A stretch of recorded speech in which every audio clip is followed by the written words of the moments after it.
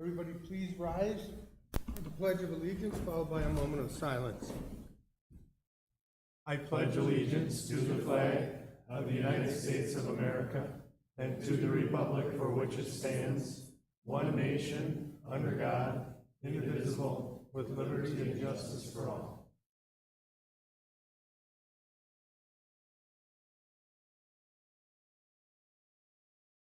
Thank you, everyone. Please be seated. Jenna, could we have roll call when you're ready? Trustee Stauff? Here. Trustee Rhodey? Here. Trustee Belt? Here. Trustee Pater? Here. Trustee Kreiser? Here. President Knutson? Here. And Trustee Grabowski is excused. Okay. Public hearings, we have none. Approval of minutes of previous board meeting dated September 2nd, 2025. I hope everyone's had a chance to look it over. Are there any questions, comments, or anything they'd like to say about the minutes as they are presented this evening? If not, can I get a motion? Motion to approve the minutes from September 2nd, 2025, regular village board meeting. We have a motion and a second. Any further discussion? All in favor say aye. Aye. Opposed? Motion is hereby carried. Minutes are carried. Bob, could you turn your mic on? Thank you. Okay, are there any citizen comments? Okay, we have no citizens here. Ordinances. Review, discussion, and possible action on ordinance 2025-12, in order to repeal and recreate chapter 22 of the municipal code of the village of Pewaukee regarding cemeteries. I think. Sure, I Jenna. can give a little background. Yes, the two trustees weren't here when we did this. So back in 2024, the village board passed the approval to have a cremains only section in the cemetery. It's plotted under the water tower. So that was approved back in 24. Due to change up in the clerks and 4 elections, I never got the ordinance finalized. So that was finalized with Attorney Gerlinski and the input from Kevin Yonke, who's the funeral home director at Yonke and Sons Funeral Home, and then also Jay Bickler, who works in the cemetery and coordinates those with me. So it's the input of all of us on that ordinance. So it's just including the cremain section, as well as just doing a couple of, I guess, some items that were listed as inaccurate in there. We just kind of finessed it a little bit. Are there any questions or comments? If not, could I have a motion?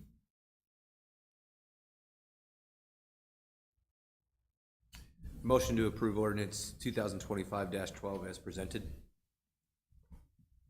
Second, Rhodey. Okay, we have a motion and a second. Further discussion? All in favor say aye. Aye. Opposed? Ordinance 2025-12 is hereby adopted. Resolution. Review, discussion, and possible action on resolution 2025-14, a resolution amending and establishing certain fees related to Forest Hill Cemetery located at 300 School Street. Are there any questions, comments about this particular item on the agenda this evening? Yes, sir. Quick question, have we ever looked at what our actual cost is? I think we did in 20, when was this restaurant? Hold on, let me look and see when the resolution was. 2021 we did. Okay. The only reason I bring that up is that there's a cost for doing this, but then we're also responsible for perpetual care forever of the cemetery. So any money goes into a restricted fund, strictly for the cemetery, right? So that's why when you see when you go to Wisconsin Memorial Park or go somewhere else, that's why their graves or sites are so expensive, is that a large portion of that ends up going into perpetual fund. And that the churches, a lot of the churches do it that same way. I guess when I first started with the in the village position, I was kind of shocked at how little money there was in that fund. So do you have just a guesstimate on how much, you know, from a burial ends up going into the perpetual fund? I do not on that. I can look and see. I have to look up that fund balance. So.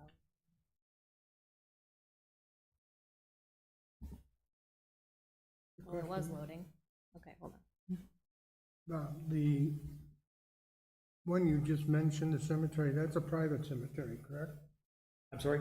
That's a private cemetery, it's not run by Brookfield? Wisconsin Memorial, all of them, you know, you're looking at sites costing, you know, $5,000, depending on the location. Well, I guess, I know this was brought up at one time about that, and we also looked at the fact that the DPW is in charge of mowing and stuff like that, maintaining the grounds. I think it would, I don't remember if there was a discussion of, You know what I mean? I'm not gonna bring it up, but I'm just saying, I think there was one reason why we didn't move any higher in our pricing, Looks like was because of that.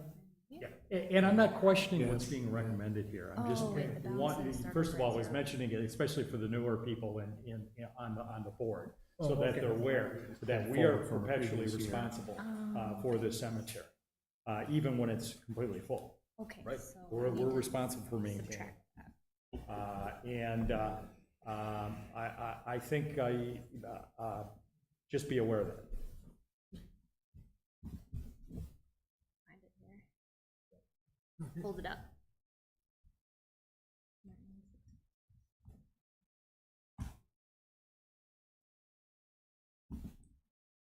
So there was a balance pulled over from last year.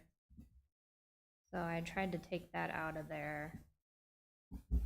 So far since January, $11,063. If that's what I'm looking at here, That's the balance of the fund as of now? as of right now, without that balance that was pulled over from last year. What went in this year? Oh, so that's under. Oh, I thought that's what you just said. Oh, so that's under the cemetery fund, but I also, some of it goes under the miscellaneous licenses. Let's see if I can find that.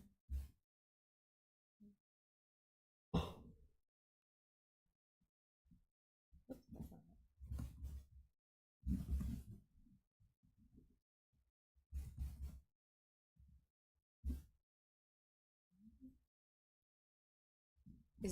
Is it worth, or maybe, did we do the research to see, to Bob's point, the cost of the burial and then like the average? Sure, cost I if can we get broke it the, out? I can get the new numbers on that for the wages.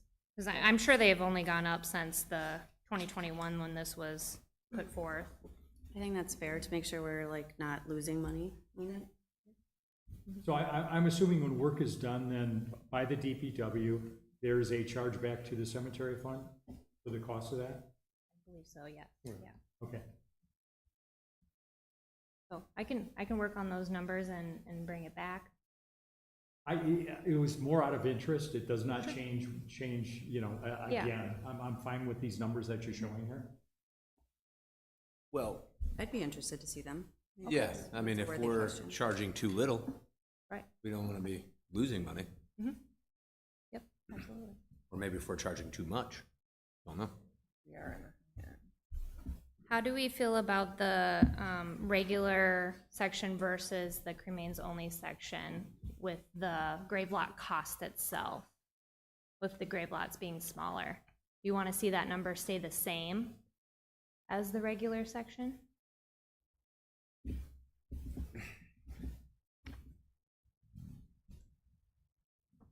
So Jenna, the size difference, it's a 4x10 and a 4x5?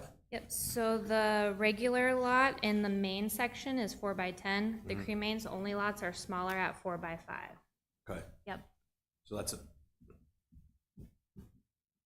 excuse me, my brain goes instantly per square foot cost.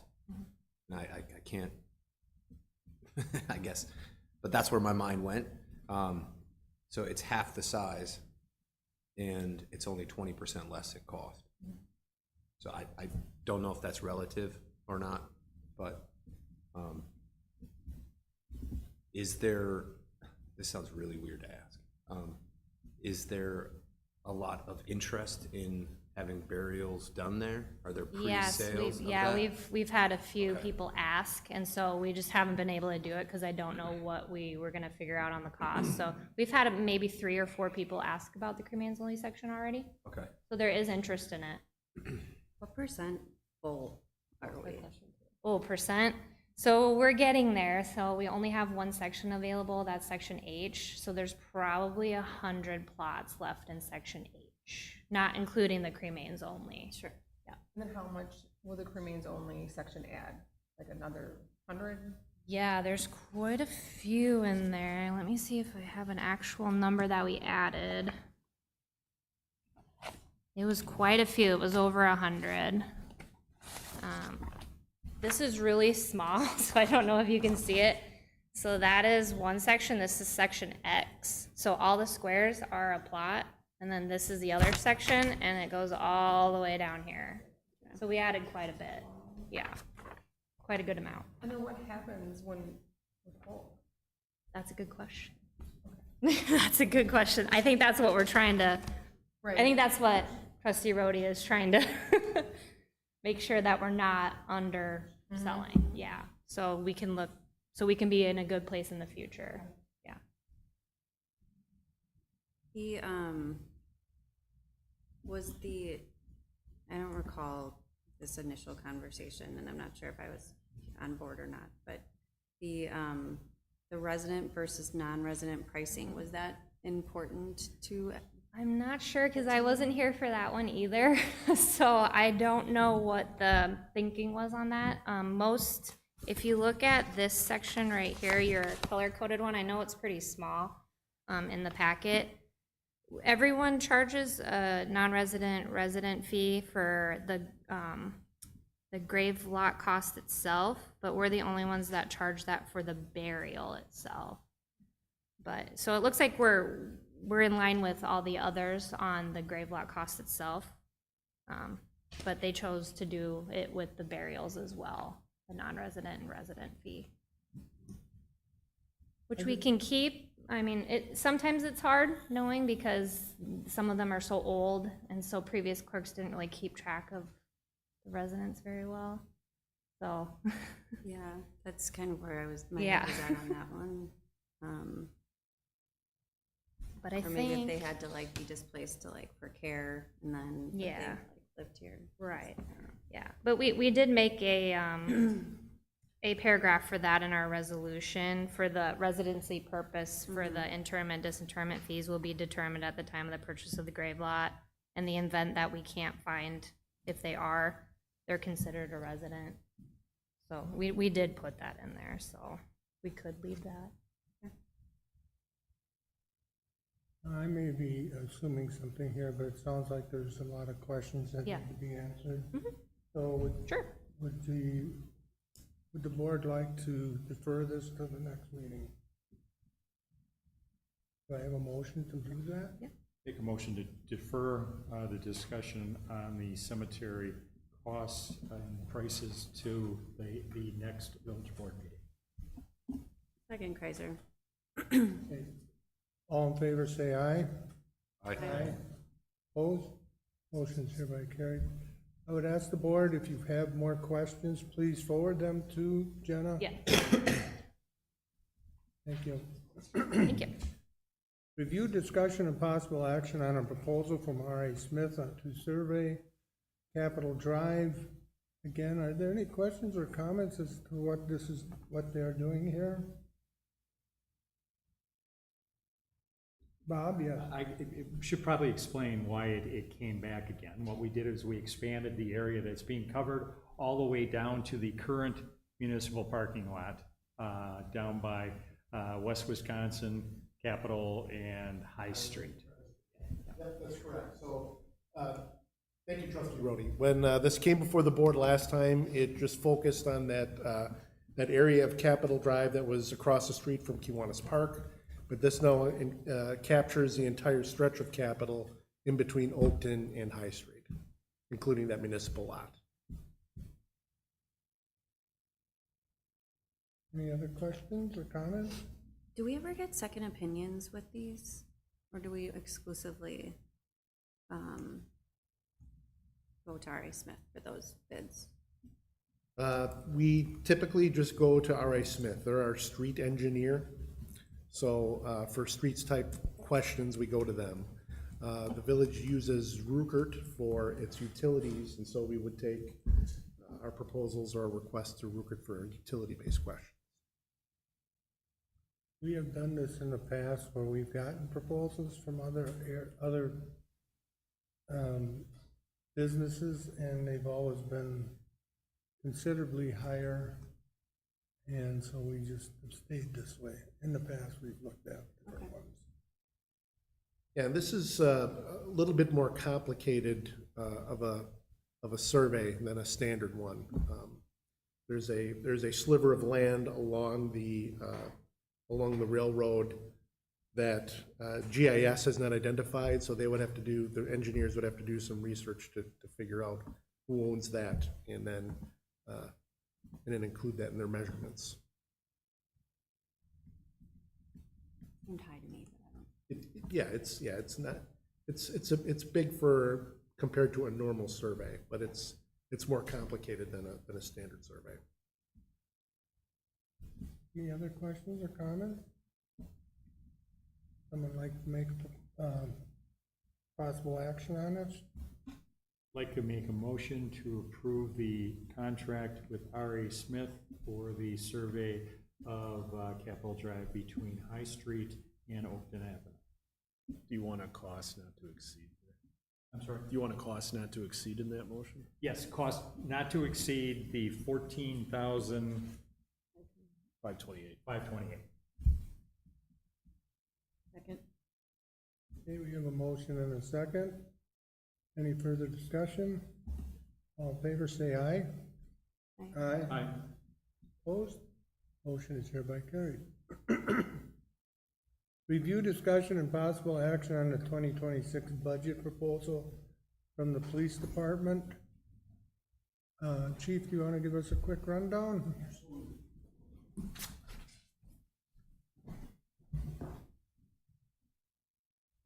I'll give you some extra pieces of paper here.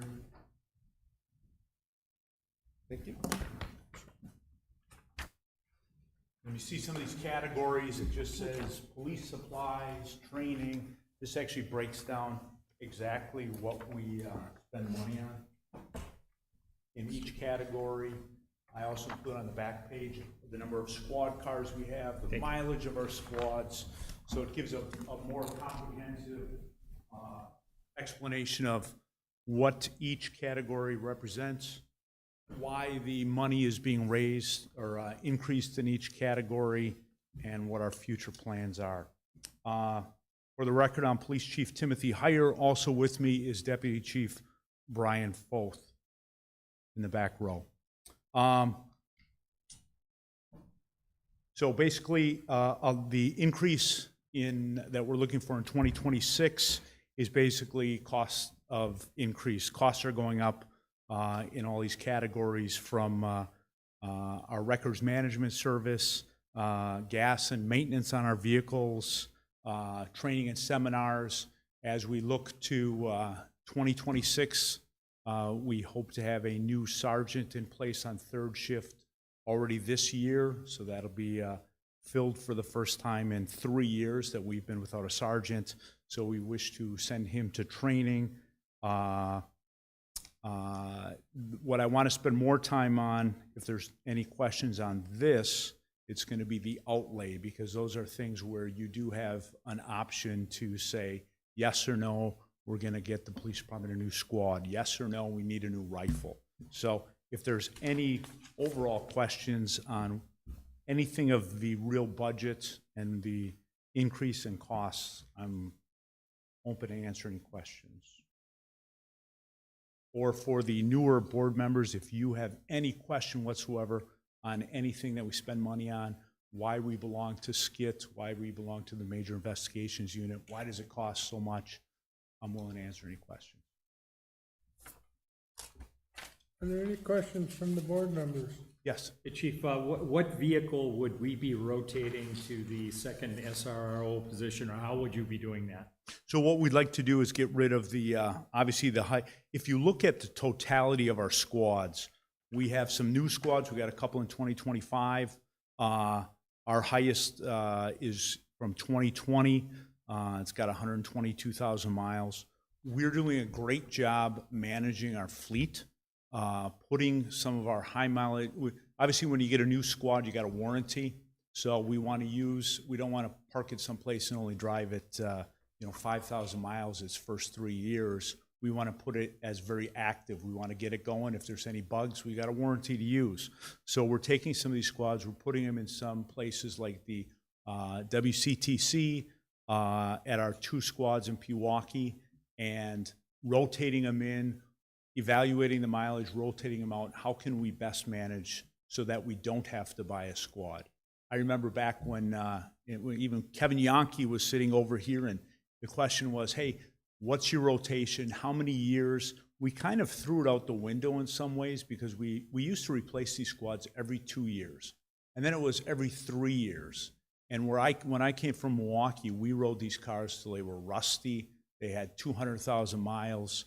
And I'm used to keeping these cars for a long time. It's very expensive to decal these cars, to put computers in the cars, the push bars, all of those costs add up. So if we can get the most mileage out of these cars, if we get more years out of these cars, the resale value, I mean, we just sold a DPW car for $3,500, $3,300. The resale's not that much for some of these older cars, but if we can save it for year after year after year, we're not paying $22,000 to outfit it. So we manage this as best as we can, and that 4-year rotation, we're kind of using it to be as cost effective as possible. So your question was, what's the next one in our SRO? Yeah, so I guess what's coming out, what's going to be moving, how are you going to be moving them to, obviously Yeah. your SROs are going to be Low probably miles. the older vehicles, right? Yep. Yeah. The SROs, low, so what's coming out is 220. That's coming out. It's got 122,000 miles. That's going to put on the auction block. When the new car comes in 2026, that would be our primary car, and that would be number 1. And then number 1, it just shifts down, and we'd reevaluate the miles at that point. I guess it's fluid, because we look at when the new car comes, what are our current miles, and how do we manage it where we can have an even amount of numbers. At some point, what I'd like to do is take some of these SRO cars and make them older cars. I mean, forget that 4-year mark. If they can be 8 years, it doesn't matter, because going to and from a school is, a couple miles a day, coming back and forth. WCTC, same thing. They also supplement that. They pay for our squads. There's a fee that they pay for all the squads, because it's that squad for those 5 days a week, or in WCTC's case, it's 2 shifts. So we look at 5 days, 16 hours a day, how much should we be compensated? So we do get money. So when you see the vehicle costs, some of that is supplemented by the schools paying us. So I don't know, well, all I know is when we get to 2026, if you agree, we're going to put that in the number 1 spot, because it's brand new, it's got a warranty, and we're going to get miles out of it. And then reevaluate that at that point, where are all our squads, and how are we going to keep the mileage down. One thing, if you see, we have a 2007 Honda Accord. That cost us no money. That was seized. We did a seizure with the district attorney's office of an arrestee that we made. That's a travel car. We send people to sniper school. We send somebody to the SROs, go to Appleton for a seminar. Instead of paying mileage with their own personal cars, the wear and tear on their personal cars, this is a car that we got absolutely for free. The resale value on this is a 2007 Honda with 100,000 miles, very small. but we can use that. I also opened it up to the village also, when they have to check, hey, we got a complaint, grass isn't cut. They're not doing what they're supposed to. If you guys want to use it, it's open for the, whether it's DPW or anybody. But we hold it in the garage, make it available to anybody. So we're looking for one squad.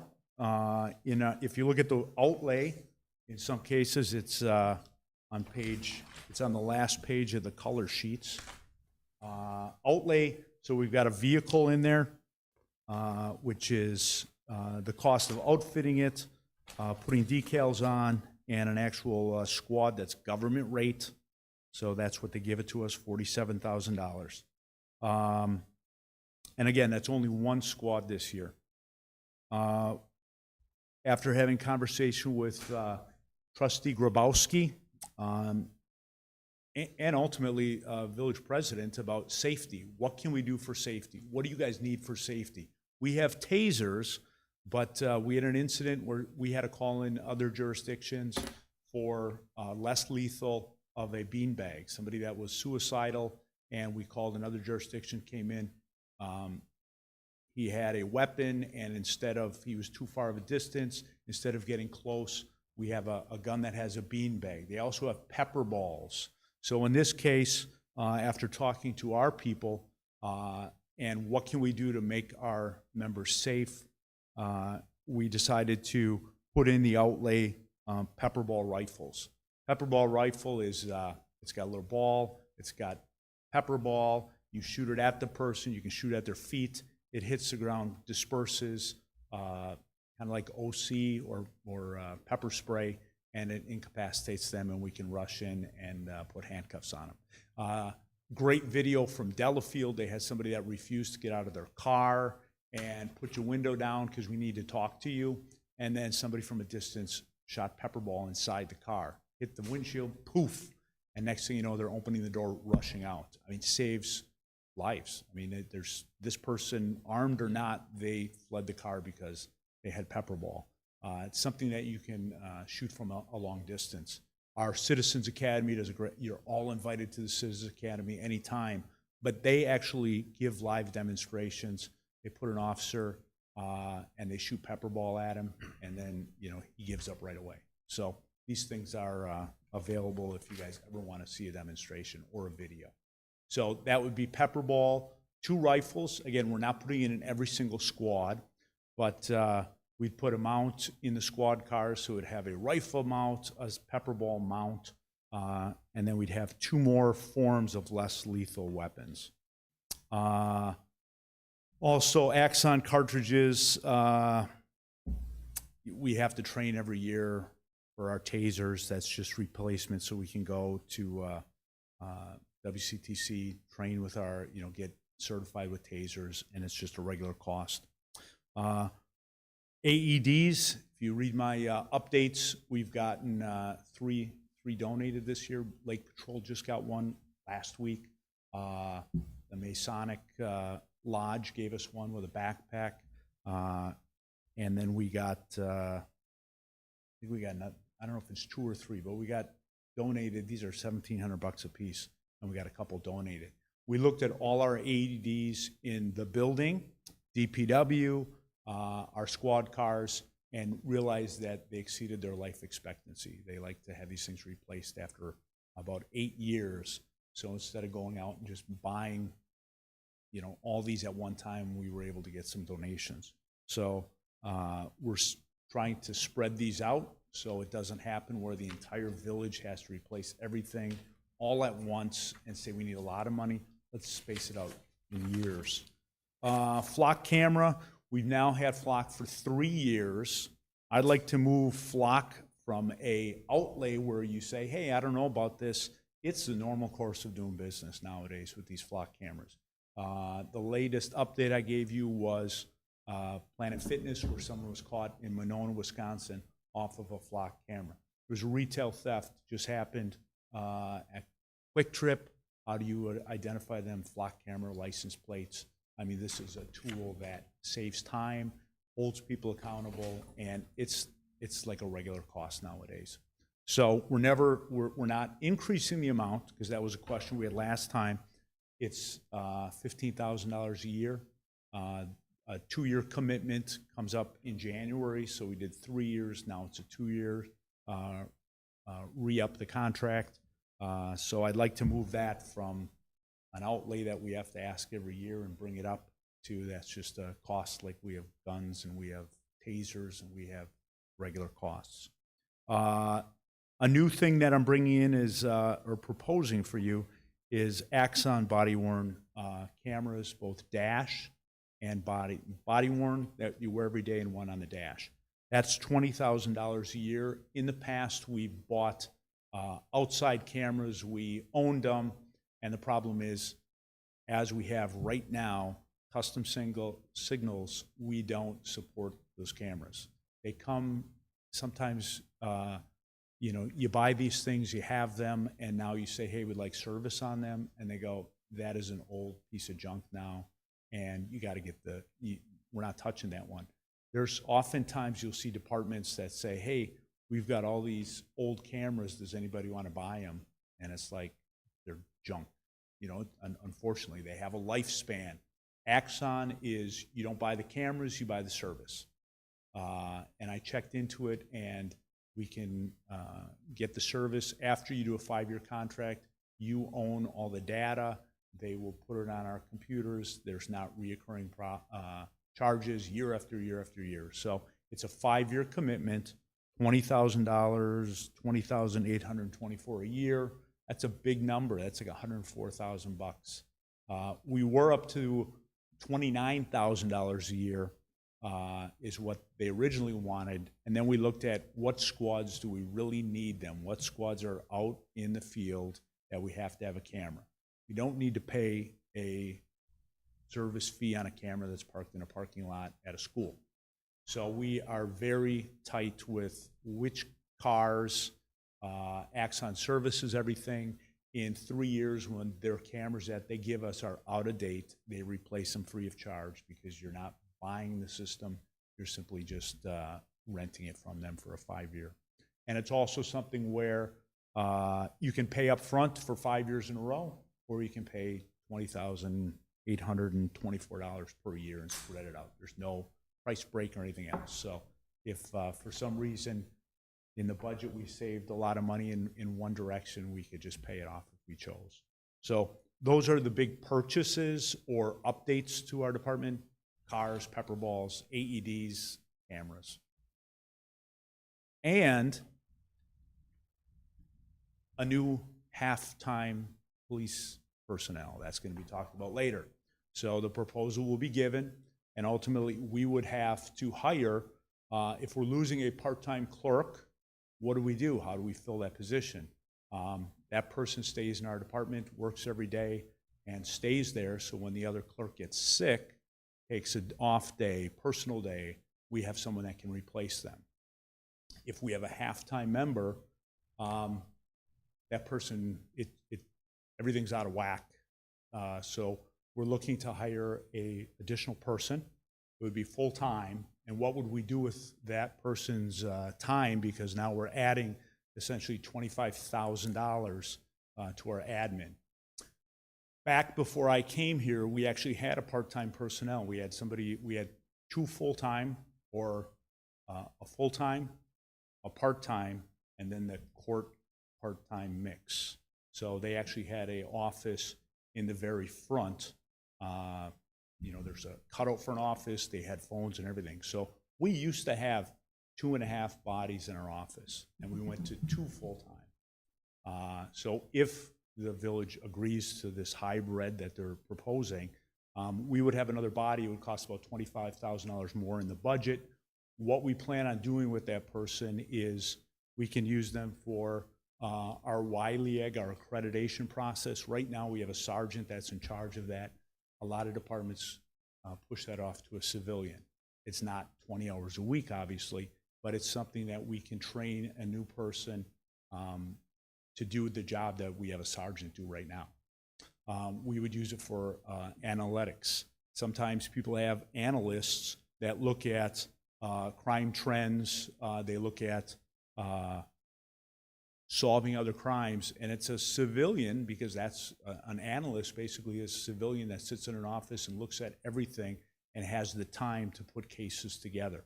They can prepare reports for the DAs. So we would use that person for some of that other thing. How do we use them as an investigator to assist our detectives, or and also as an accreditation manager? Because we are kind of looking at how can we put somebody for that extra 20 hours. So if somebody calls in sick, if somebody has a personal day, that person's in the office taking over, because we have to have staffing in our office. So. Are there any questions? Yes, sir. Being newer to this process, how is the current budget going versus, the current expenditures versus the actual budget? Oh, we're doing good. You got to realize we're down an officer, we're down a full-time employee. We had somebody move on from our department to some other department in February. We haven't filled that position. So that person there's a position that's not being paid now for essentially 10 months. So that's salary and fringe benefits. We also put a officer into the academy. So we have somebody that's in the academy now, and they start at the lowest wage. And that person didn't start till end of July, but basically July 31st. So we saved a lot of money on fringe benefits, wages. We also have a third shift sergeant position that we budgeted for. That hasn't been filled in 3 years, and it's not because of lack of trying. We have tried to fill these positions with multiple postings. We've done background checks on people. We've offered jobs to people, conditional offers of employment that were denied. They didn't want to work because they found other jobs, because it's a tough job market. So because of personnel decisions, personnel vacancies, we saved money. If you look on, I think it's your page 45 of your projected and so forth, overtime, we're under in overtime. Even though we have less bodies this year, our overtime is managed well. So in the big picture, it's over $200,000 savings under budget. For the overall budget? For overall budget from the police department, we will come in under $200,000+. So demand still exceeds qualified candidates? Yeah, and then this Thursday, we're going to have in this room, the police commission's meeting, where we have 3 people that are moving forward in a sergeant's process, because we need to fill these positions. We need to fill a supervisor position. But it's third shift, so we have to have someone that wants to commit third shift. We have 2 internal candidates that want to be sergeants, which didn't happen a year ago when we asked, because nobody wanted to commit to third shift. Things have changed, dynamics changed, and now we have 2 people that want, and they've got more time on. So filling a sergeant position would be great. We're also trying, because we've done the lateral transfers where people came in with 3.5 years of time in other departments. They've come, and 2 of them, they left their department for us, and those same 2 people left our department to someone else. So we're trying something different, because you have to be innovative, you have to think differently, it's different times. So we found a good person that's in the academy. And we're trying to look to see if we find someone, we start them from day one and develop them, mentor them, push them through the academy, pay for their wage. Is that another way that we can maybe retain people for a longer period? Because the last people, they lasted a couple of years and then they moved on for a variety of reasons, their own personal reasons. So overall, the budget is good, saving in excess of $200,000. So one of the first things I did as a new trustee is we came in and we voted for you guys to match the current union rates. Do I recall that correctly? No, last year, we didn't solve the contract. By the way, we're in a contract year now. Right. The next contract starts January, and we're in the negotiations now. So this one would expire December 31st, and the next union contract would start in 2026. We just resolved their last contract about November of last year. And that was a 2-year deal, and that was already expired by 11 months when we agreed that. So the union contract then was 4% and 4%. So they got 2 4% raises. For 2024, 4%, 2025, 4%. And what the union raise got is not what the non-sworn members got. If Part of that my- was your question, do we match what the union contract? No. We're lower, right? Yeah, the non-sworn was roughly 3%. 3% pretty much across the board, and the union members got 4%. So we are right now, because we're looking at the next contract, we're compressed because historically, for the last 6 years, the non-sworn have not gotten the same as the sworn members. So as the sworn members go up, the unsworn sergeants, deputy chiefs, they've remained lower. So we're getting to the compression where we have to have a conversation of when our detective or our officers are going to make more than a sergeant. Any other questions? Thank you. I have one, Chief, Yes. and I was looking this over just now. The pepper ball rifles, Yes. they're gonna go into 2 squads. Yep. The And two how prime, many squads? 2 primary squads. Well, we have three primary squads, 1, 2, and 3, and then we have squads in the schools. So we would put them in the 2 primary squads with the rifle mounts. So that's where we're going to start, because there's always, one of those 2 squads are always out there. And so we'll have some coverage with somebody's there. So if somebody gets to an assignment, but you also want to look at these things as cover. We don't want, if somebody has a gun, we don't want to go with a man with a gun with a pepper ball rifle. That's a cover. The primary officer will have a look at the gun with a gun, and the other one will look at as less lethal. In one instance, he had an unknown weapon, perhaps a knife, and when he's turning around, he has a knife. He doesn't, we had distance, and we were able to hit him with a beanbag. So we still want a primary officer with a gun, with a man with a gun. Pepper ball is a secondary, less lethal choice, but it's something that I agree is necessary. It just gives us another tool in our toolbox. It's another choice besides the taser, because everybody has a taser that they can use, not a gun, but a taser if they choose, given the circumstance. A rifle gets more distance. We don't have to be within 20 feet of somebody. We can be very far away and still deliver that less lethal. So I have no quarrel with the amount of the rifle or anything like that. I think it's a great idea. I'm just wondering, as far as our SRO officers, I know there was possible discussions about putting rifles up there Yeah. in schools. Yeah, there's one other thing. There is a rifle in here because to get another rifle. Yeah, we have rifles. We have rifles at the schools.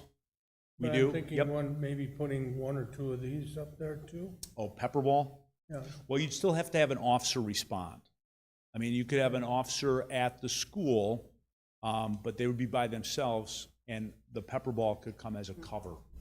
So we do have that officer, and really, I think we can be anywhere in the village in like 3 minutes. So our response time is amazing how close these schools are. So the initial officer would have a rifle available, and the next first officer on scene, because they have a squad and they have a pepper ball, so they would have one also. And the rifle is the only, do they make a handgun, pepper ball handgun? They do, but they're not as, they don't go as distance. Yep, a rifle will go further, and we can be further away from somebody. still with you have a handgun, but you have to be closer. But we also, at some point, we have so many tools on our vests. I mean, if you ever see us, we have so many things on us to put another pepper ball gun. It's amazing how much these people carry nowadays. So, but a rifle would give that accuracy, distance, that we can be at a distance also. We're on cover, you know, we can stand and take cover behind a door and still have that rifle that's accurate, gonna deliver a less lethal round and get, because basically what you want is compliance. We want the person to comply. We want to have our safety for everybody involved, including the person that we're interacting with. Are there any other questions or comments? I've got a few. Is that Sure. okay? Yeah. Is that all right? Yeah, So we're $200,000 under budget. Yep. And it's looking like you're only requesting about 40 of difference from last year. We would use that 200,000 to push over into the next year, correct? that's what a village administrator deals with and says, hey, we have extra money here. Same thing with, do we pay off the cameras 5 years in one, and then we don't have to visit the $20,000 a year? That's what he has to determine. Can that $2,000 be used for street repairs, replace lights, do these things? That's what he has to deal with, because he says, hey, I have a surplus, or where do you put that? We put a budget together, we are fiscally responsible, which really, when you look at the increases that we're asking, it's only because something went up 3%. Classes go up, uniforms go up. So what he does with our $200,000 is up to him. If you pay a bill off or something else. I think our surplus goes into our infrastructure fund, doesn't it? Per your financial policy, yes. But it has been, we've been under budget every year for 6 years, some years more, because we were under budget when Mark Gary left. We didn't have a deputy chief for a year. And we had, you know, deputy chief makes more than an officer. So we've had years when we were more than 3, almost $400,000 under budget. We had bad years when we had staffing issues where we couldn't, everybody was hiring people and it was hard to fill positions. We worked quite a bit under staffing for a long time. And it's obviously, if you look, what's cost the most? Staffing, fringe benefits and salary. So when you can't fill these positions, it's never intentional, because last year we were at full staffing and things change. So as a board, what can we do to help you guys? If you feel, well, all it is if you feel this budget is good, that's all we need, because we don't ask more than we need. So whatever you guys, when we present to the board, that's what we need. We don't need anything more. We're good. And you think, because what I'm hearing is staffing vacancies and pay discrepancies, maybe some other fringe benefits or maybe resources or something of that nature. You don't need more. Whatever's here is what we need. We don't need more. Obviously, yes, do people want to get paid more? Obviously. But that's what negotiations for the union for our officers are. You know, that's already been in discussion. So whatever's here, we don't need anything else. We're doing good. And then in the final budget proposal that we'll see as a board, would there be a breakdown of the salary, the wages, the fringe benefits as well? Or is that just a lump sum and we trust that number?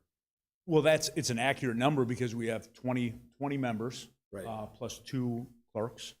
That would be when we do the budget, we figure out who is our senior member, what does he make? But the hard part is we're in negotiations. So last time we presented a budget and the salary wasn't ready for, you know, a full year. So we went a year without knowing what the actual budget would be. Okay. But we can be right up to the number of what it would cost every officer, if every position was filled, and these are the people, somebody with 22 years, somebody with 6 months, we can project what everybody's going to get paid for the entire year. And then all of a sudden, somebody in February decides to go someplace else. So then it saves, but it's, what do we do? Because you just can't go to the temporary manpower and hire a police officer to fill that position right in February. We post, we do interviews, and we try to retain. I mean, the whole thing is retention. How do we retain people for long periods of time? We thought last year we were at a good pace, and then all of a sudden some other things happen. And basically, I mean, they left for money. There's other departments that pay more money or have. Why is that? Different departments, it's how you pay your bills. Some departments have a lot of construction going on, a lot of different things, the money situation, and they can pay higher wages. But I thought they follow the union wages. Well, if you look at 9 departments, our comparables, everybody's not all the same. It's not like all managers at Walmart make this amount of money. It's all different communities with all different challenges, and they pay what they feel is a marketable rate.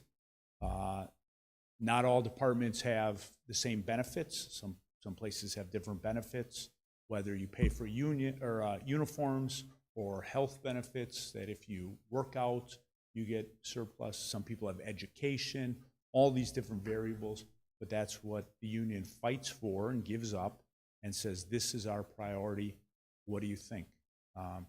There's not an opportunity for you to ask for more of that or us to give more. You think that's good enough? The union will ask for more.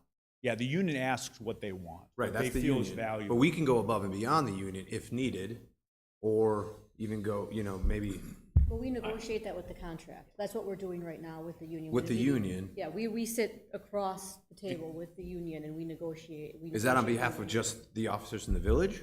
Or is that, Yes. I'm sorry, Yeah, yes, it's our collective bargaining contract with our police officers. okay, it's not all police Not all officers. police officers, just our Just police ours. officers. And Sorry, thank you for the clarification. Trustee Belt, so the trustee Belt represents the board in the negotiations. Okay, So she's present in every one of our meetings as a representative. So she Okay. sees every step by step, every meeting, the back and forth that it goes. thank you. The only thing, you have the power, it's the non-representative that has no voice that way. They don't have the voice to ask for this or this or this. The union does because it's a union. The non-represented is at the will of the village board and merit. It's also merit-based. Somebody goes above and beyond, there is opportunities for that. Yes, go Yes. ahead. I was reading in here that DARE is no longer a program. Yeah, so DARE was in the schools for years and years, and then COVID struck. And then the school decided to go into another very similar to DARE, but it's called something else. So we still teach the same principles as DARE, but a different named company. The hard part with DARE is how do we, when our DARE officer who taught for, I don't know if it was 9 years or 12 years or something like that, over 10 years he was there, and then he got transferred to WCTC, so we didn't have anybody to teach that. And then COVID came, and they weren't training new people, and they don't train here. You got to send them to Chicago or Illinois, but they didn't have any classes, so we couldn't even train a new DARE officer. So the school decided, and it was the school's decision, let's go with this life skills, which teaches on the principles similar to DARE, but it's not called DARE. So it's got to be something with life skills. Oh, There it is, okay. the official name, life skills. Yeah. Okay, thank you. And our Officer Boonhagen teaches that to the same kids. Yeah. Thank you. But we had a great, Jeff Lenius taught so many kids over 10 years. I mean, and then now he sees these same people growing up and runs into them. So it's very good. They have a big impact on the kids. So is the new program not a police budgeted expense then? Correct. Yeah, and basically when the DARE program was, you had to buy graduation T-shirts and things like that. So when it came to how much do we pay, we actually had a donor in the village that supplemented this year after year after year. So we didn't pay out of our budget. It was a great village resident that sponsored this. And then, but it was for graduation. Any other questions? The full-time position, that'll be discussed at a different meeting. correct? Yes. Well, it'll be touched on, but yes, nothing that we're making any decisions on. Okay, so But if, tonight we're if just there's- approving this without that Well, we're not even approving this, it's just we're, proposal. Yep. Okay. thank you. Thank you. Thank you, Chief. Thank you. Okay, item B is review discussion and possible action on 2026 budget proposal from the municipal court. Melissa. For those of you who may not know, this is our judge. Hello. It's really strange to see you sitting on the bench over there. That's where I sit, so that's what defendants see when they come to court. Okay. I thought she was pointing at me. Yeah, yeah. I was like, what? I didn't do anything. I'm good. So just by way of an introduction, it's nice to see some new faces here. My name is Melissa Murray. I have lived in the village for 30 years, since 1995, and I've had the honor of serving as judge for the last 20 years. This is actually my first time proposing or presenting our budget to the village board. We have a kind of an unusual year, and the chief touched on that. So I'll give you just a little bit more information. I have served alongside 4 chiefs of police. So I don't know, Eddie Bauman, Tim Otto, Jay Eiding, and now pleasure of serving with Chief Hires. So we've worked collaboratively with all the chiefs and the village administration. So looking to continue to do that. Historically, when I started, and to this day, I'd like to introduce Julie Forrest. She is the person that is the joint clerk of courts and police clerk person. And it worked well for many, many years, but then I think COVID came and the responsibilities of the court clerk changed. There's a lot more that's required as far as reporting, tracking, following up with debt collection, that type of thing. So I have a packet that we prepared that everyone got, I believe, kind of explaining why we are here tonight. But what we are proposing in the second half of 26, as the chief touched on, is to separate the positions. So clerk of court would go to a part-time position, would work solely for the court, and she would discontinue her work for the police department. We, both chief and I, think it's a good idea, and there are different reasons for this. The workload of the clerk is definitely increased since I started. But also, one of the legislative provisions in Chapter 755.17, the legislator in the state of Wisconsin with statutes, they really focus on the separating of the police and the court, because it is sort of a judicial independence issue. And if someone comes into court and they think that the court and the police are intertwined, then that could be a lack of impartiality. Defendants could come in and think that we're in with the police, although the judicial branch is a completely separate branch of government. So I think that's interesting. And anecdotally, I was teaching at the Wisconsin Municipal Judges Conference last week, and we were talking about judicial independence, and I asked everybody, there were 100 judges there. I said, raise your hand if you still have a joint police and court clerk. Only 3 judges raised their hands. So it's really, I think we're in a perfect time now to kind of split this off in a way that makes sense for the police department and for the court. So there's, in the packet, we kind of have our budget. Our budget isn't nearly as extensive, of course, as the chief's. But things that I need to talk about, I guess, are a little bit more sensitive and private in terms of salary and benefits and workstations and all of that. So I don't think at this point it's really appropriate to be talking about those things, but I do have my business cards, which have my email on that. I want to be accessible to all of you, if you have any questions, as you get more in the weeds in this process. I know I looked at your packet for today and it was like 160 pages, and I thought, oh my gosh, those poor people. So I'm not going to take up a lot of your time tonight, but I was like, oh gosh, I'm glad I get to leave when I'm done.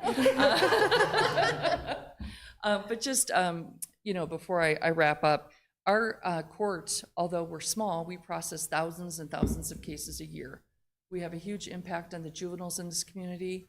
We have to keep up with the latest laws, the latest drug use, the latest everything that the police, anything they write tickets for, we are kind of on the receiving end of that. So we do like to have a very professional but friendly neighborhood court here. We feel as though that this is the one and only time most people in their life will come to court, is like a small municipal court like ours. So we really thrive ourselves on having a positive, a good experience, and that people leave knowing that they've been heard. And I think we both, Julie and I, really take a lot of pride in that. And like I said, things to be discussed further are like, where's Julie going to work, and you know, all of those other salary types of things. And like I said, I'd be happy to sit down and address any of those with you in a time that's more appropriate and conducive to conversation. So with that, do you have any questions for me? Anybody have any questions?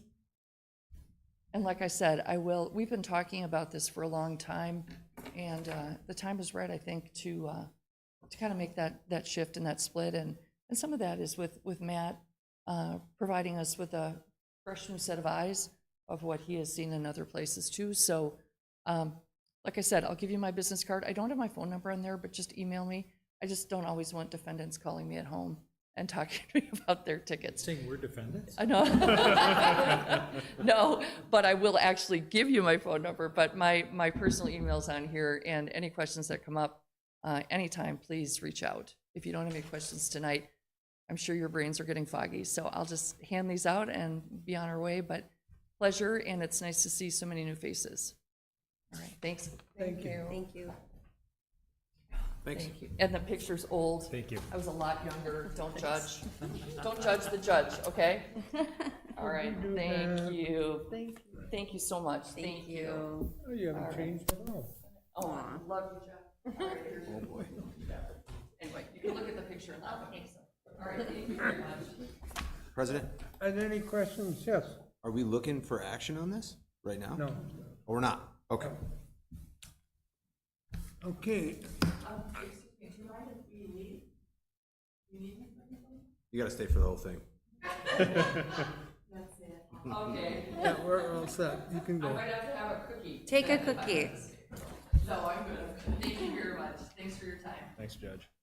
Thank you, Judge. Review discussion, possible action, 2026 budget proposal from the Department of Public Works. David? Or would you like Matt to get it?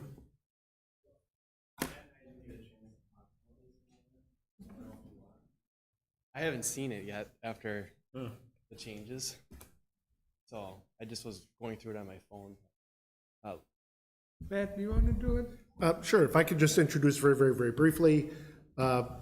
So the operational piece has Dave's input in it. That's in front, that's part of your packet. But I think the big piece for Public Works are the capital investments that Dave is proposing. Those are also in your packets, and I don't know if the board has any questions about the projects and equipment purchases that Dave is planning for 26. Are there any questions or from the board about the DPW? I can say that the main street projects next year, as of now, are to continue repaving West Wisconsin Avenue. So from Burroughs out past the Army to Glacier Road, and then continue there on Glacier Road to the village limits to the west. So, and that project would include water main relay. So we're not gonna loop the water main as we're hoping to do from Glacier to West Wisconsin. We just weren't able to get the easements. If on the West Wisconsin work, how far west is it gonna be going? Is it going to the village limits, or is it gonna end at Ryan? It's gonna end at Ryan. Okay. In the future, we do want to keep going to the village limits. Okay. We have had water main breaks in that section.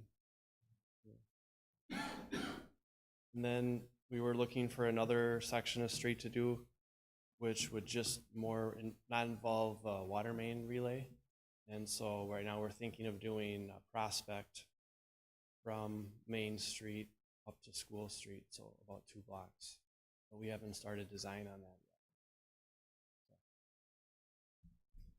The other 2 streets we have designed already and planned ready to go.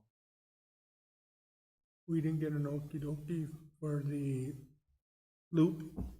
No, You wouldn't. we weren't allow able us- to get the 2. We were able to get one water main easement, but not the other, not the second one. We also don't have the Glacier Road, I'm on thinking. Glacier, yeah. You won't let us do it. Mm-mm. No, it was going to involve a large cost. And on Glacier, I'm just wondering because we did have a sewer break there. We're not looking at doing sewer, water, we're doing, okay, I was assuming that we were gonna be doing sewer, water, and storm sewer, all of them at one time, and then replacing the road.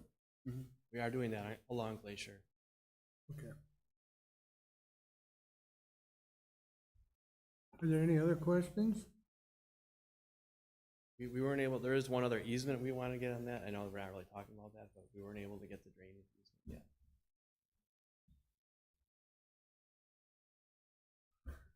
Okay. Thank you, sir. Appreciate it. Review, discussion, and possible action on the 2026 budget proposals from the village. Are there any questions, comments from the board as it relates to the budget? Anything that was not discussed so far this evening?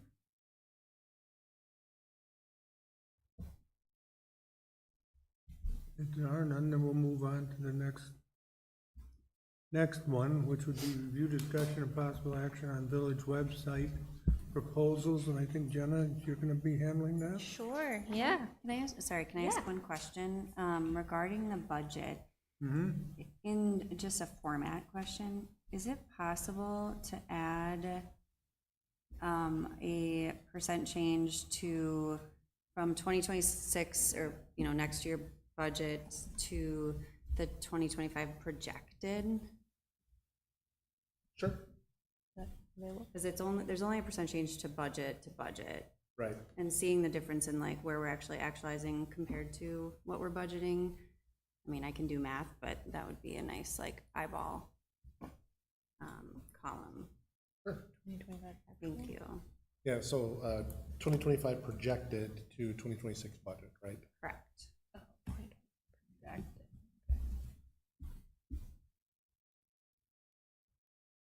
Okay, I'll let Matt do that. go right ahead. Okay, hopefully I have the fun thing to talk about. There's a lot of information on here. I really tried to help you guys out within my memo, having these links, but just clicking on them myself, it takes you out of the packet. And then when you hit the back button, it goes all the way to the top of the packet. So you can click on these if you want, but you have to keep hitting the back button and try and find the page in the packet, which it's number 51 is where it starts. So basically this came up for a couple of reasons. The first reason was I know in the past the board is always looking to try and get information out to our residents as the best that we can. And then also with this Department of Justice ADA compliant, we just have to be ADA, I can't talk, it's late. ADA compliant by April 24th, 2026. So that's also a reason to kind of get a fresh look at things and make sure that we're doing that.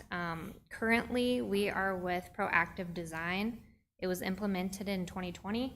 So that was 5 years ago. By the time this comes around, it'll be 6 years ago. So it's a good time to look at it and make sure that, you know, we have everything we need. Is there anything that we can look at to make this easier or better moving forward? So I did get 4 proposals, as well as what it would be if we stayed with proactive design. If you want me to go through all of them, I can, or I can tell you kind of what it's kind of looking like. They all are ADA compliant, and they all have the ability to have people sign up for updates. So if someone wants to know when all the agendas come out, they can sign up for those. If they want, like, oh, utility bills went out, because people are always calling us asking when the utility bill went out. Sometimes they get lost in the mail. Agenda packets, minutes when they're posted. They can sign up for any of those things. So all of these websites have that ability to sign up for those types of things. Would that alleviate this without an alert system situation that you acknowledged? Yes, so I will acknowledge that when Oakton Avenue was flooded, the only thing that we could push out, if you go to our website, on the very first page, there's that red banner. That's all we have. So it is really, really difficult to get those types of things out. I mean, sure, they can call and we'll tell them, you know, because that was kind of a freak thing. We didn't really, we had to kind of take that as it was. So that was kind of hard for everybody. We eventually figured it out. We put it online. People called. We did say it was closed. So we were able to reroute it that way. But there was no like alert, like, hey, don't go that way. Because I did notice there was a ton of traffic going that way. So. But that's kind of all we have to let people know something crazy is going on. Or like a water main break. We don't really have, I don't know how Dave does it. I don't know if he puts things on people's doors, or, I don't know, for water main breaks. Do you do anything special? They'll go door to door. Okay, okay. So he has a way to do that. So that's kind of basically all we have access to alert people. I guess what I think the board would be probably looking for is, because you've been working at these, what is your assessment of the ones that you got? And who have you decided you'd like to see the board look at? Sure. So I can tell you the one that's probably going to be difficult and a little too expensive is Civic Plus. As you can see, they're way above everybody else. So, I mean, that would be nice, but I don't think we need something that large. I mean, the city of Pewaukee has them. They're bigger. City of Brookfield, city of New Berlin, they're all bigger municipalities that I think that's overkill. I don't think that we need that. But they do have the ability, they do that social media archiving. That's a separate agenda item, but they do have that integrated into this. So that has that possibility as well. I did like the Aptigee. It's a little bit more, but they actually have an app that you can download, and it acts like a news feed. And I thought over time that could work as a replacement for a Facebook page. So we wouldn't need the social media archiving portion. We could just have the website, because it kind of works like a feed, like it updates. I actually downloaded it on my phone. City of West Allis has an app, and it just kind of looks like that. It's just a feed, and you can scroll, you can look at events, you can look at online services, things like that. So that's kind of fun and easy for people to use. But I think the most bang for your buck would be probably TownWeb. It's pretty good, and it has the ability to be prorated into 4 annual payments, so we wouldn't have to do that whole payment all at once if we wanted to go that way. It's for 3 years. There's no uplift fee. That is what it is for the 3 years. And they are giving us the Hey 311 citizen engagement platform. They're waiving that fee entirely, so that's a cost savings of $1,000. So if we go with them, we'd have the ability to tack that on. We could also tack on ChatGPT if we wanted to. That's an additional cost, of course, so that's not mandatory. But it has, you can subscribe to news alerts, agendas, minutes, through email, text, whatever you prefer. So it's really revise. I mean, it's so hard because I don't really have a total one that I like 100%. Revise has a lot of good things about it as well. A lot of people around us use that. Town of Delafield, Village of Merton, Butler, Village of Waukesha. So they all use that website. So that would be good too. They can do payments over 5 years, so they can split that through the years, so it's not a big, huge one lump sum payment. And they do a free redesign every 5 years. They also have the e-Notify app, and then they also they're going to waive the fillable forms app fee. So instead of the $19.50, it'd be free the first year and then $900 after that. Of course, that's also an add-on. So you can kind of pick and choose, you know, if you don't decide you want any of these and you just want to go with the social media archiving, that's kind of why we made it a separate agenda item. So you can maybe make a separate decision on that if that's all you want and you don't want a new website. Or there's also the ability to, you know, stay with what we have, kind of do a refurbish. Eric said it'd probably take about $1,500 to get us in compliance with the accessibility. And then cost unknown to redesign the web page itself. He couldn't really give me an estimate on what that would be. He did say we have a lot of forms, so I don't know what that means, if that means more money. But if you decide to not go with anything at all, that's all right. Sorry, that was a lot of information.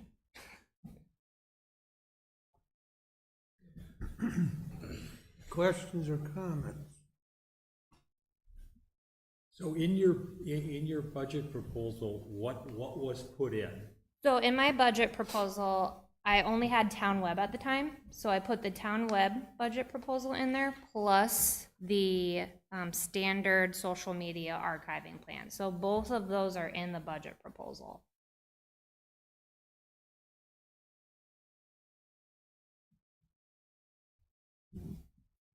And Matt, correct me if I'm wrong, but we can change that depending on what they Absolutely. decide, yeah. I mean, it's hard to say without seeing the functionality of them, and you're going to be the one that's probably mostly responsible for this, and getting the information out, pushing the information out, and being the behind-the-scenes person. So I would be looking at for your ideal and recommendation of what is going to keep you streamlined and efficient too, because there's a cost to you. Right. So, so I would want something that is user-friendly from your perspective and the end-user perspective. So whatever you think is, I agree with you, the Civic Plus, I mean, that's way out of range from everyone Yeah, else. and they also have a 5% annual uplift as Yeah. well every year. So I guess I would say, taking that one off, Yeah, completely. I'm gonna be looking to you for a recommendation as the one using it, and the one researching it. Because I'm not gonna have enough time to research all of it and try to understand it, let's just be honest. Yeah. Members of your team, you know, Yeah. especially our newest hire, who came from another municipality, who has experience with any of these? Sorry, what was that? Sorry. Does our newest hire, who came from Oh, Allison? Milwaukee, Allison, does she have any experience with any of these? No, because her website's worse than ours. Oh, okay. Yeah, West Milwaukee's is, yeah, she showed it to me today and I was like, oh, all right. So, yeah, but I guess, yeah, it would come down to, I mean, I know it's the next agenda item, but we could mix and match. It would come down to like if we wanted to do, if we didn't want to do social media at all and go with one of these that has kind of like a feed feature, and then we can just keep it all in one place and then we don't need the Facebook page. So it's kind of like a mix and match, or if you just want to do the Facebook page. I just have one quick question. Yeah. Social media, are we talking about going on to Facebook? Yeah. Why? We're like the only ones who don't have it. Every municipality that I checked has a Facebook page. I do. We can still keep it that way, but it's fine with me. I'm just giving you the option, because I know trustee Grabowski was looking into that as well, wanting that page. The only reason I ask that is because the gentleman sitting to my right before this gentleman came was so far against having anything to do with that type of media. Well, so that's the next agenda item. Yeah. I think the social media archiving piece of it, which Jenna has gotten the quote for from Yeah. Civic Plus, which is a separate service. The purpose of doing that is to allay a lot of the concerns that my predecessor and I would have had, which is really, if we're gonna have a social media presence, making sure that that social media account, whatever it is documented and retained so we can properly respond to open records. And having an archiving system, either having a third party do it or, committing staff time to doing it. One or the other was going to have to occur for that to happen. That's the next agenda item. Okay, we'll talk about that. okay. Sorry, I didn't mean to get ahead of No, ourselves. you're fine. So I guess if I were to make a recommendation, I would either go with Revise or Aptigee. Aptigee, just because that might alleviate the need for a Facebook page and even have that to begin with, because it has that feed feature. Okay. But Revise, I like that you can spread out the payment over 5 years. And you said other municipalities in this area use. There's a lot of people, yes, they have the most. So yeah, Town of Delafield, Greendale, Masego. And have you talked to them for feedback? Yeah, so actually, who recommended it? Village of Merton recommended Revise to me. Are there support packages with any of these? Yes, Okay. all of them, yes. They're hosting the site, right? Yeah. Yeah. And then they're doing a free homepage redesign every 5 years. So if we want to move things around or anything like that, they can update that for us. But yeah, if there's a problem, they have a support phone number to call. We can get it fixed. Is that one? Revise. Revised. Mhm. Can you do some things on your own, or does everything have to go through, like, put in a request to have something updated, like a time-sensitive thing? Yeah, so the way it works right now with our website, we can edit mostly everything, but if we wanted to add, so the Aquatic Weed Commission in the drop-down menu, Eric had to add that for us because it's the background, the code. Sure. So he had to actually add that for us, but for most of I think all of them actually, unless Town Web we can actually add that ourselves on our side. So we can edit things real time. Oh, that's good. Yeah. Regarding the social media aspect, my opinion is that another app isn't going to suffice that interest to all of the residents. Right.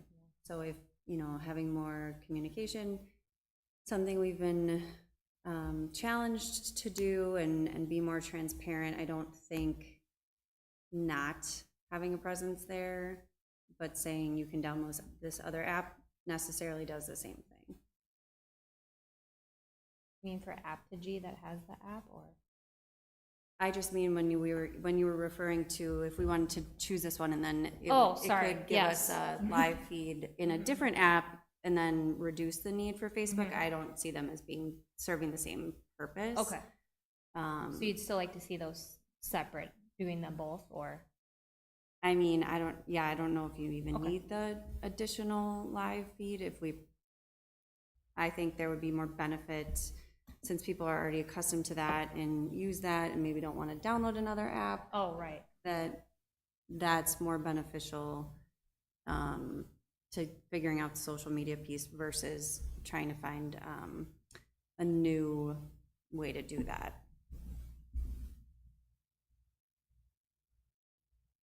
Is there any other questions or comments? Would somebody like to make a motion then?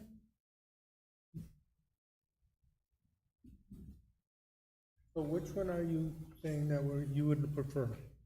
Probably revise at this point from hearing all of the comments. Okay, so that's the one we would be looking to approve this evening.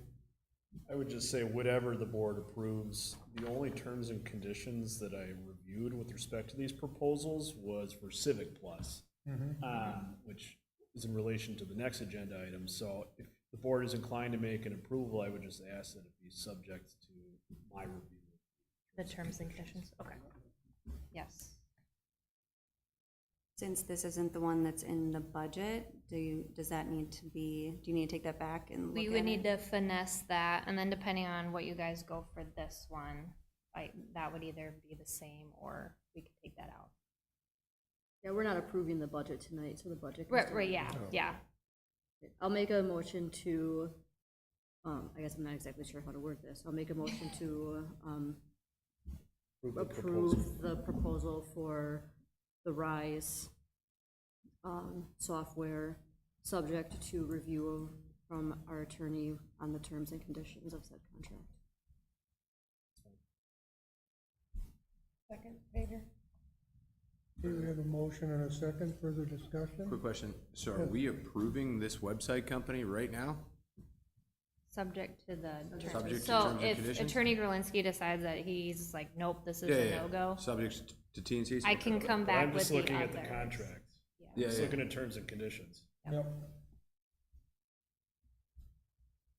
not looking at the functionality or anything. But Jenna did, and that's your proposal of your recommendation. which- Yeah, I liked the revised websites that I was seeing from the other municipalities and what they, I did an hour demo with all of these. So so I went through it. Yeah. I liked them all, but revise is a good in-between choice that has everything that we need and looks nice. Okay, we have a motion and a second for the approval. All in favor, say aye. Aye. Opposed? Motion is hereby carried. Next, we have review, discussion, and possible action on social media archiving. Okay. We need to go into this, is my next question. Yeah, it's two separate. Sure, yeah. I can just explain it a little bit. So Civic Plus is the one offering this. I had presented it, I believe, a couple months ago with another one, Page Freezer, I believe. And the attorney decided that Page Freezer's terms and conditions were not acceptable for, the village. I did look my best as I could. There's not a lot of companies that do this, unfortunately. So Civic Plus is kind of it. They have two different plans. They have the economy plan. You can hook up to 12 social media accounts and up to 1,600 records per month. There's a one-time provisioning fee of $500. So I've got the terms here, the total investment for the first term, and then year two. And of course, since it's Civic Plus, there's a 5% uplift charge every year. The standard plan, you get a little bit more. You get unlimited accounts and then 3,500 records per month.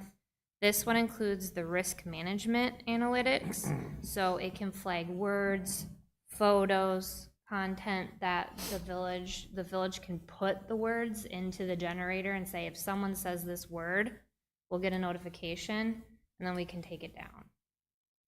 And then that's the point of the archiving. Even if we take it down, it has been saved. So if someone said, hey, that comment was deleted, I want to see it, that's the whole point of this. We can bring it back up. We have to have somebody monitoring the monitor. Yeah, so we would get the notifications We in get the a office. notification and we gotta hurry up and go and delete.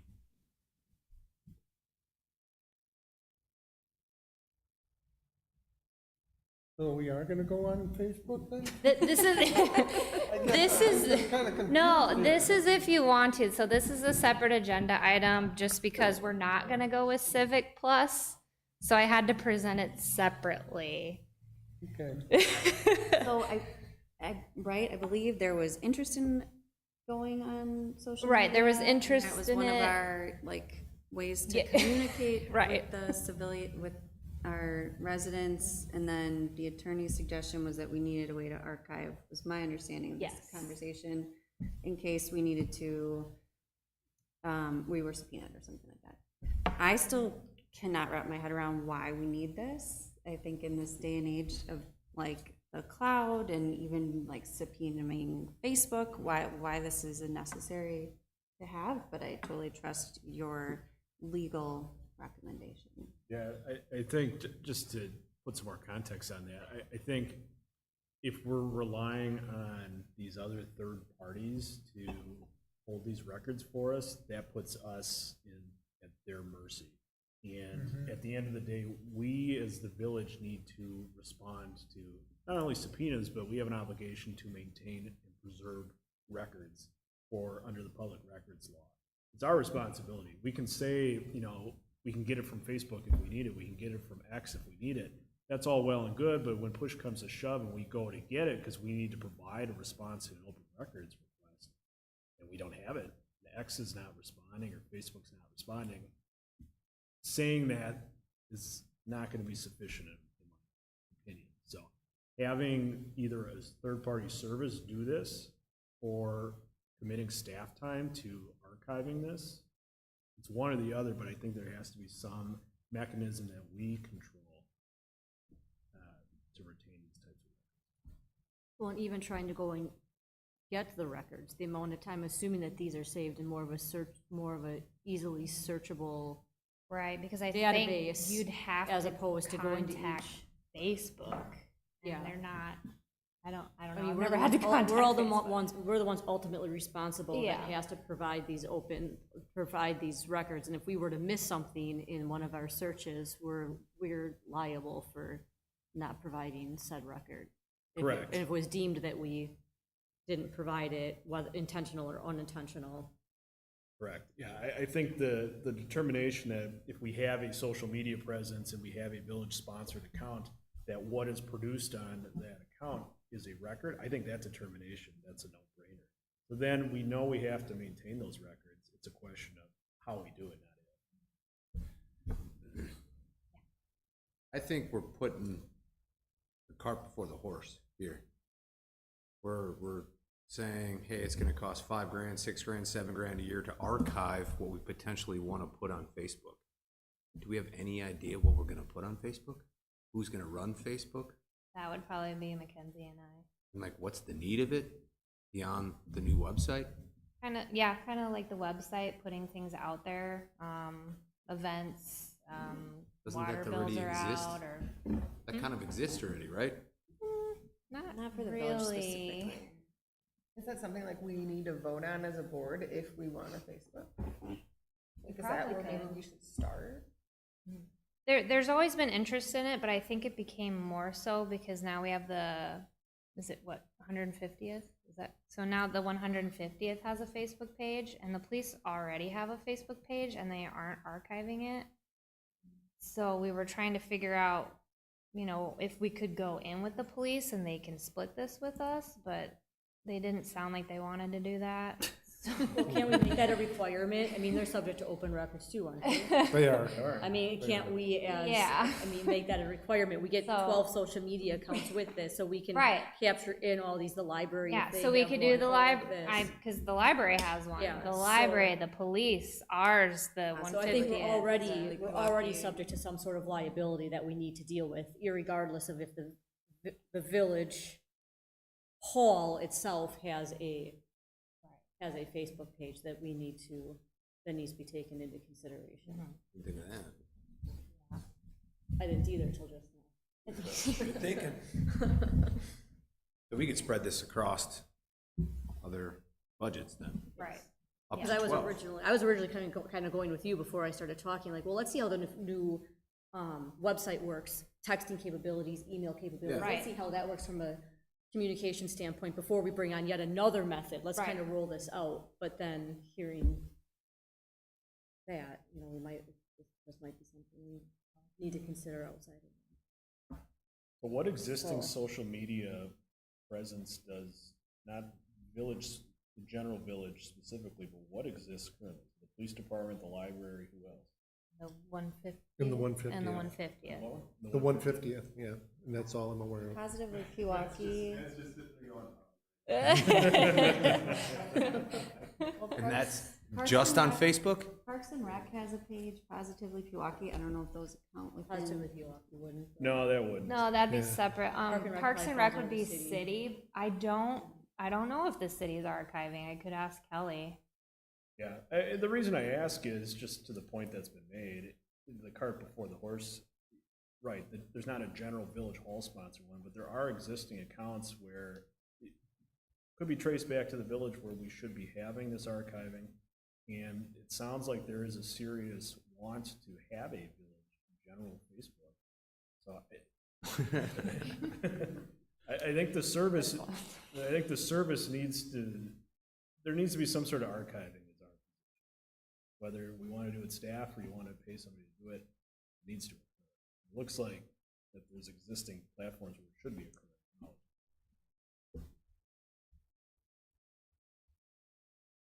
Any other questions or comments? So can we start with the economy? And is there an upgrade option, a prorated upgrade option after? I can check if it's prorated, sure. Because I don't know how much posting between all those, Yeah, I I don't, don't know how many records are going to be right. created. Like, is every comment considered a separate record? Or is every post and the comments associated with it considered one Right. record? Because we can get to 1,600 records probably fairly quickly. Yeah, I can distinguish if it's just what we post or if it's everybody commenting on it as well. Because if it's just what we post, we as Village Hall we're not gonna post like a ton. If someone emails us, we're responsible for. Let me look up this police. Exact thinking, correct. Well, I think we need more information, right, before any action is taken? Like, Yeah, go ahead. you go ahead. Go ahead. Well, I was just saying, like, we have to figure out what other groups have a Facebook page or a social media page. Can we cover those? How many can we cover and all that stuff? We're not just gonna go ahead and approve this and then start paying this company when we don't really know what we're doing here. Right?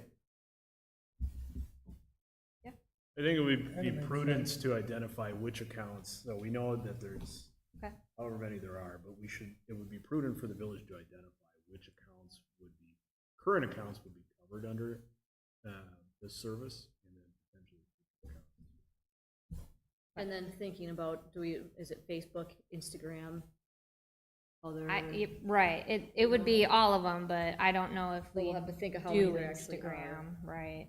Is 12 really enough if we're going to go on multiple platforms, or if those other departments are already on other platforms? We're Oh, opening up a can true, of I don't know worms. if the police has an Instagram account. I don't I don't believe think that so. they do. They don't? I Okay, believe that they do. okay. I don't think so. But, or just- should we be also like trying to merge some of them? Like, do we just need one central one for some of them? I don't know if we need 5 Like or the 6. police and Village Hall together. Yeah.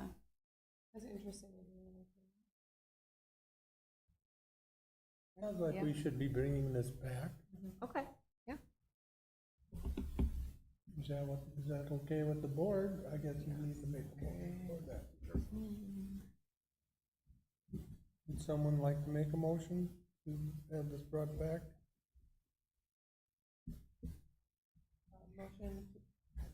Yeah, I'm sorry, I'm just still stuck on this. I have a question for you, attorney. Like, so when you said before about if we're relying on Facebook or a third party to like provide us the information, but we're doing that with this party, this third party. I understand that's their business.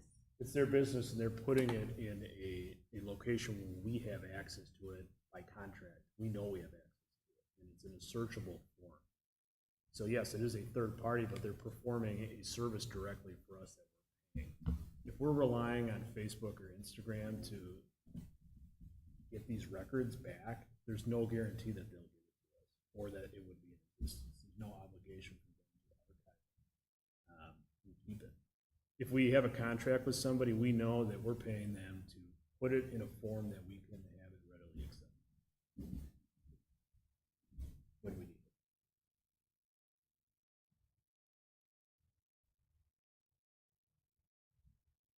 Again, my question stands, does somebody want to make a motion to defer this to the next meeting?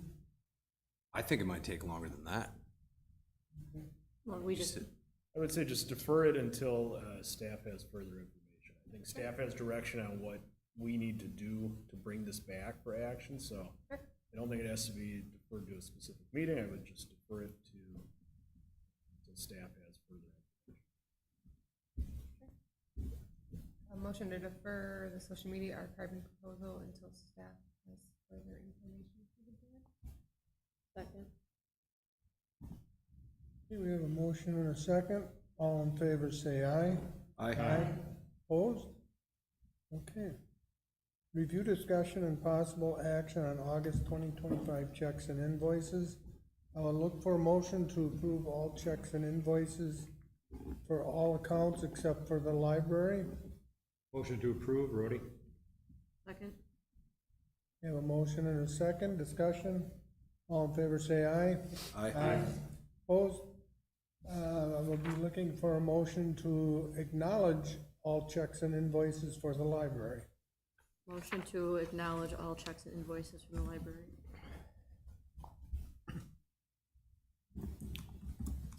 Have a second? Second.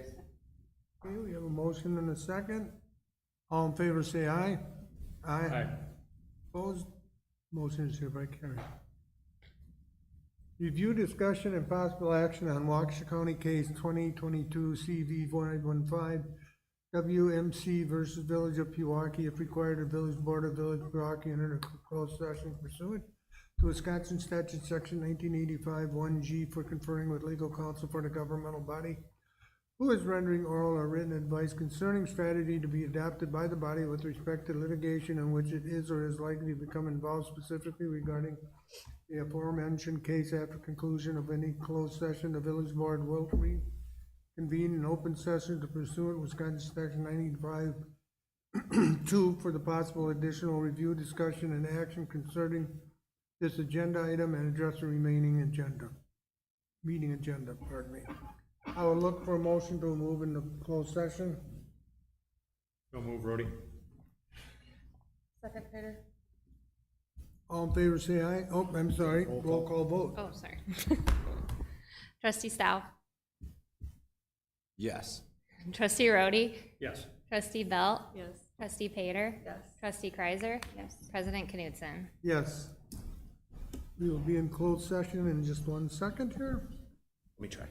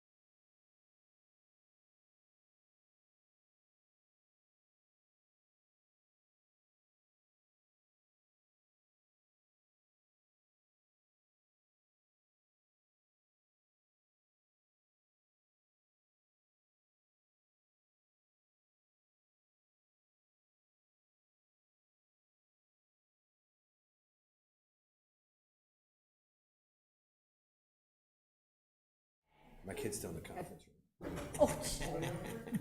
You're kidding. Downstairs? He's fine. Does he have an iPad or something? Yeah. Okay. Okay, there are no citizens here, so I want to adjourn this. So I'll look for a motion. Motion to adjourn. Second. All in favor? Have it. Aye. Aye. We are hereby adjourned.